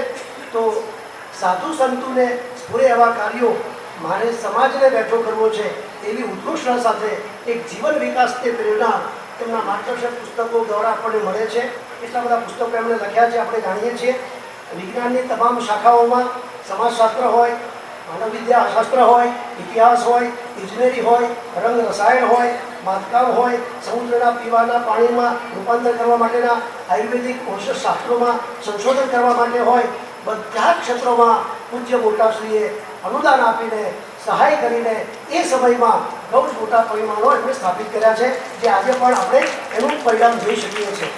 ત્યાર પછી આ પૂજ્ય મોટા એવું માનતા કે યુવાનોમાં સાહસ, હિંમત, પરાક્રમ, સ્વાવલંબન, ત્યાગ, સહિષ્ણુતા જેવા ગુણો કેળવાય તો જ સાયકલ પ્રવાસ થઈ. એના માટે સાયકલ પ્રવાસે બહુ મોટું મહત્વ આપ્યું છે. પર્વતારોહણ, વન પર્યટન, નદી સમુદ્રમાં તરણ સ્પર્ધા વગેરે માટે પણ અમને બહુ જ દાન આપણને આપ્યું છે, વહાવ્યું છે. તો ઘણી બધી અમને બહુ મોટી આધ્યાત્મિક યાત્રા છે. વ્યક્તિ, સમાજ, ધર્મ, સંસ્કૃતિ અને અધ્યાત્મ બાબતમાં જે પૂજ્ય મોટાએ સમાજને જે યોગદાન આપ્યું છે એ અવિસ્મરણીય યોગદાન છે અને એવા અવિસ્મરણીય યોગદાનને આજે આવા સમય દ્વારા, આવા સંજોગો દ્વારા આપણે એનું સ્મરણ કરીએ છીએ, ચિંતન કરીએ છીએ અને એ ચિંતન કરવાનો મને પણ મોકો મળ્યો, મને પણ લાભ મળ્યો. એને હું મારા પૂર્વજન્મનું સુકૃત માનું છું, પૂર્વજન્મનું પુણ્યકર્મ માનું છું. એવા પૂજ્ય વિશે મારે વાત કરવાનો એમાં અવસર પ્રાપ્ત થયો. બીજું વિશેષ કંઈ ન કહેતા આપ સૌએ મને અહીંયા બોલાવ્યો અને પૂજ્ય મોટાના જીવન ચરિત્રને મારામાં આત્મસાત કરવાનો પ્રયત્ન કરીશ. અને આપણે સૌ ભેગા થઈને ઉપરણ લઈએ કે પૂજ્ય મોટાએ જેવા કાર્યો કર્યા છે એવા કાર્યોમાંથી એકાદ કાર્ય પણ જો આપણે કરીએ તો આજનો જે સમય છે એ આપણા માટે સફળ થઈ શકે. આપ સૌનો આભાર. ભારત માતા કી જય. ખૂબ ખૂબ આભાર ડૉક્ટર નિરંજનભાઈ પટેલ સાહેબ. પૂજ્ય શ્રી મોટાનું સમગ્ર જીવન દર્શન આપણને કરાવ્યું છે. એક એક ઘટનાઓની ઝાંખી આપણી સમક્ષ તેઓ શ્રી મૂકી છે. અને હવે આપણે આજના સમારોહના યજમાન ડૉક્ટર ઉષાબેન ખેર પરિવારનું સન્માન કરવા માટે જઈ રહ્યા છીએ.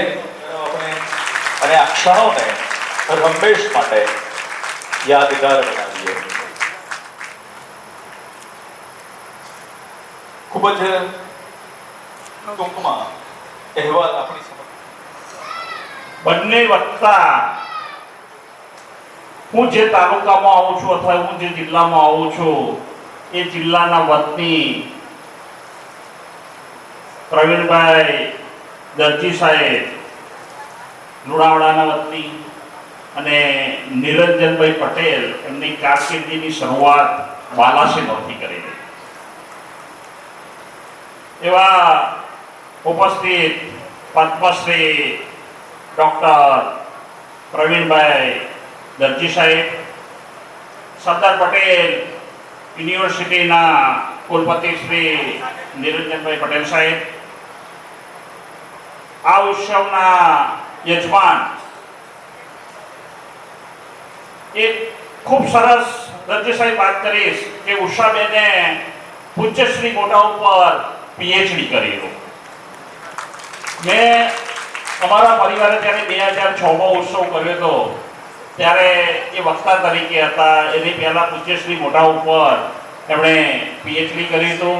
એવા ડૉક્ટર ઉષાબેન ખેરના સૌ પરિવારજનો, આપ સૌ પૂજ્યશ્રી મોટાના વાલા આત્મીય સ્વજનો અને જેણે પૂજ્યશ્રી મોટાના ભજનોથી આપણને તરબોળ કરી દીધા હતા એવા ગાયક કલાકાર વૃંદ ભાવિકભાઈ પટેલ અને તેમની ટીમ, હરિઓમ આશ્રમ નડિયાદ અને સુરતના ટ્રસ્ટીઓ, આપ સૌને હૃદયપૂર્વક ભાવપૂર્વક આવકારી વંદન કરું છું.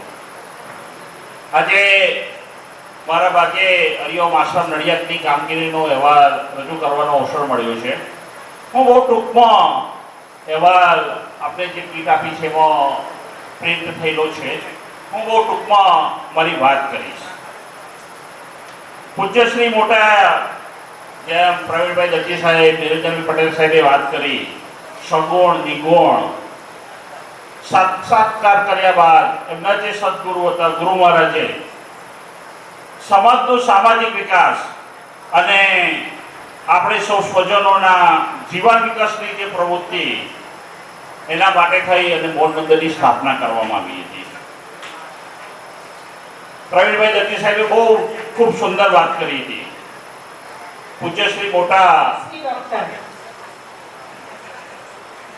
પ્રવીણભાઈ દરજી સાહેબ, સરદાર પટેલ યુનિવર્સિટીના કુલપતિ પરમ આદરણીય પ્રોફેસર નિરંજનભાઈ પટેલ સાહેબ, એમના ધર્મપત્ની મનીષાબેન, બંને આશ્રમના મેનેજિંગ ટ્રસ્ટીઓ પૈકી પરમ આદરણીય જીતેન્દ્રભાઈ અમીન સાહેબ, સુરત આશ્રમના મેનેજિંગ ટ્રસ્ટી પરમ સન્માનીય શૈલેષભાઈ ગોટી સાહેબ, બંને આશ્રમના ટ્રસ્ટી મંડળના સૌ સદસ્યો, મારા પૂર્વકાલીન પ્રાચાર્ય શ્રી ડૉક્ટર એન.આર. પટેલ સાહેબ અને એમના ધર્મપત્ની લક્ષાબેન, પૂજ્યશ્રી મોટાનો બહોળો ચાહક વર્ગ, મારા સગાઓ, સંબંધીઓ, મિત્રો, વડીલો, સૌનું આજે હું આ તબક્કે સ્વાગત કરી ઉષ્માપૂર્ણ સ્વાગત કરીને સૌને મારા સપ્રેમ હરિઓમ અને નમસ્કાર પ્રદાન કરું છું. કાર્યક્રમ જ્યારે અંતિમ ચરણમાં પ્રવેશી ચૂક્યો છે, બસ 10 મિનિટ પછી આપણે બધા પ્રસાદી લઈને છૂટા પડવાના છે, ત્યારે આ કાર્યક્રમની જે વિભૂતિઓનો મને સહકાર પ્રાપ્ત થયો છે એ વિભૂતિઓના સહકારને હું બિરદાવવા માટે અને એમના પ્રત્યે ઋણભાર વ્યક્ત કરવા માટે આપ સૌની સમક્ષ ઉપસ્થિત છું. સૌ પ્રથમ હું વિશ્વ નિયંતા પ્રભુ અને પૂજ્ય શ્રી મોટાના ચરણોમાં શ્રદ્ધા, પ્રેમ અને સમર્પણના પુષ્પો સમર્પિત કરી આભાર વ્યક્ત કરતા આનંદુ છું કે જેની પરમ કૃપા અને આશીર્વાદ થકી આ ઉત્સવને મને તક પ્રાપ્ત થઈ છે.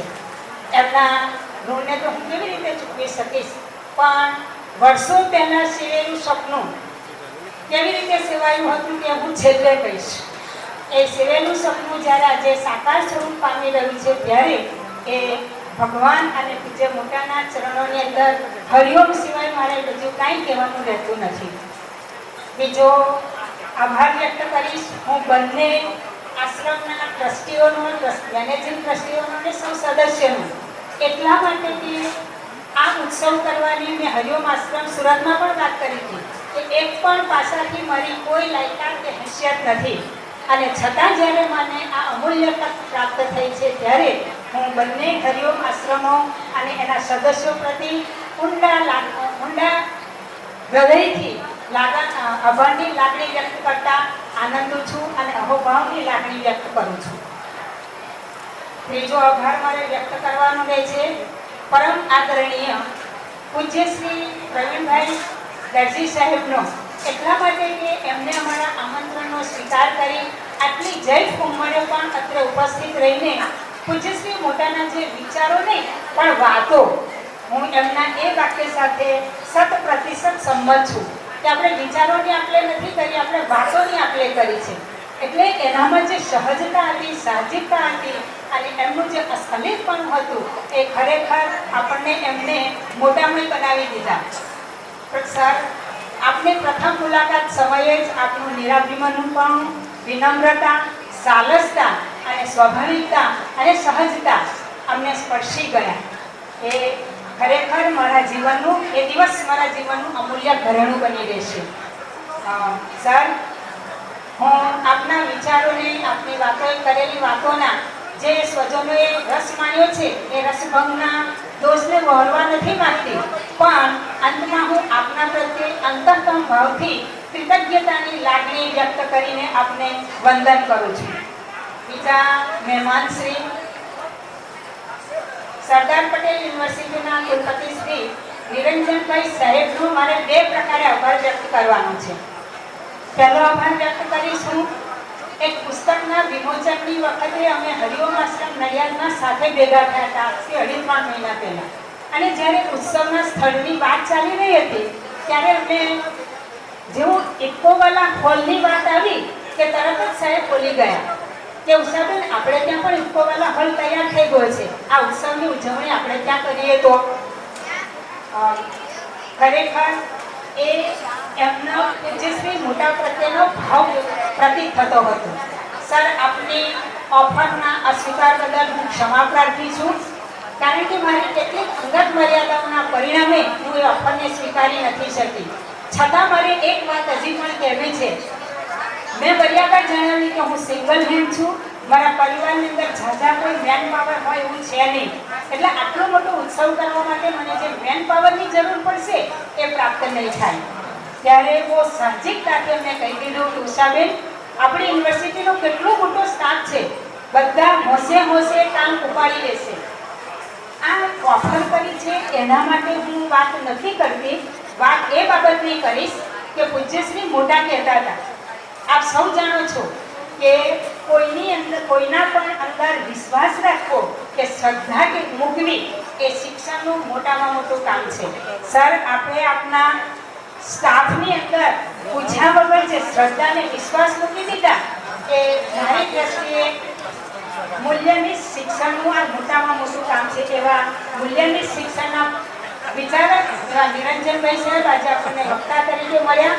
એ મારું સદભાગ્ય ને અહોભાગ્ય છે. સરે જે બધી વાતો કરી, ફરીથી હું એને ડોગરાઓના દોષમાં નથી પડતી, પણ સર માત્ર ને માત્ર મારે આપનો ઉષ્માપૂર્ણ સ્વાગત કરી અને આપના પ્રત્યે આભારની, ઊંડા આભારની લાગણી વ્યક્ત કરી હું આપના ચારિત્ર્યને અને આપના જે સાલસતા છે એ સાલસતાને હું વંદન કરું છું. ત્રીજો આભાર માનીશ હું ભાઈ શ્રી ભાવિકભાઈની ટીમ. ભાવિકભાઈએ બધાને ભજનો અને ધૂનની પાવન ગંગાના પ્રવાહમાં આવી જગ્યાએ આવી પવિત્ર ભૂમિની અંદર બેસીને આપણે નામ સ્મરણ કર્યું છે. સ્ટેજનું જે સાદું સિમ્પલ જે ડેકોરેશન આપ સૌ જોઈ રહ્યા છો, મોટા ખૂબ સિમ્પ્લિસિટીમાં માનતા હતા, એટલે આપણું ડેકોરેશન પણ એકદમ સુંદર છતાં આપણને ગમે તેવું છે. તો એ સ્મરણ કરાવવા બદલ, એવી સુવિધા પૂરી પાડવા બદલ આશીષભાઈ અને એમની ટીમનો પણ હૃદયપૂર્વક આભાર વ્યક્ત કરું છું. પૂજ્યશ્રી મોરાની ઘણી તસવીરો પર જે ફૂલમાળા શોભી રહી છે એ ફૂલમાળા લાવનાર છોટુભાઈ, નામ છોટું છે પણ નામ મોટું છે, એમનું કામ મોટું છે. તમે સામાન્ય કહી શકાય એવું એક ડેકોરેશન જોયું હશે, એમાં છોટુભાઈએ એમનો ખરેખર ભાવ રહ્યો છે. સૌનો પણ હું આભાર વ્યક્ત કરીશ કે લોકોને નહીં ગમે પણ એમનું નામ સ્મરણ તો મારે કરવાનું જ રહ્યું. અને એ સિવાય જેને અને જે સીડ એનાયત થયા બસ બંને સીડ ને તૈયાર કરાવવાની અંદર રાણીબાની હાજર નથી, પણ જો એની અનુપસ્થિતિની અંદર પણ હું એમનું સ્મરણ ન કરું તો હું નબૂણી કહેવાય. મને નિશ્ચિત બને છે કે ત્યાંથી તમે ચિંતા ના કરશો, તમને ગમે એવા સીડ તૈયાર થશે. તો એમની બરાબર એમને આપેલ સમય ભોગને પણ અને અભિનંદન છું. ટૂંકમાં આ કાર્યક્રમની અંદર, આ ઉત્સવના કાર્યક્રમની અંદર મોટા સુધીની કામગીરીમાં યોગદાન આપ્યું છે આશ્રમના સેવક નિર્દેશકો અને ગાયકની ભૂમિકા પૂરી પાડીને સતત મને માર્ગદર્શન આપતા રહ્યા છે. પહેલા દિવસથી જેમ આવતા વર્ષના ઉત્સવની આજે જાહેરાત થઈ તેમ આ વર્ષના ઉત્સવની ગયા વર્ષે જાહેરાત થઈ હતી. સંજય વખતની પાણીનું મોટાનું મોટું કાર્યક્રમ એમને માર્ગદર્શન મળ્યું છે, એમનો સભ્યારો પ્રાપ્ત થયો છે, એમનું સાનિધ્ય મને પ્રાપ્ત થયું છે. આપણા સાનિધ્યને ભૂલી શકો. અંતમાં મારા બધા પરિવારના સભ્યો પ્રત્યે પણ આભાર નહીં વ્યક્ત કરું, કારણ કે મેં કહ્યું કે એમનો પુણ્ય પ્રકોપ કરવાની મારી કોઈ તાકાત નથી. મેં તમને જે કહ્યું પહેલા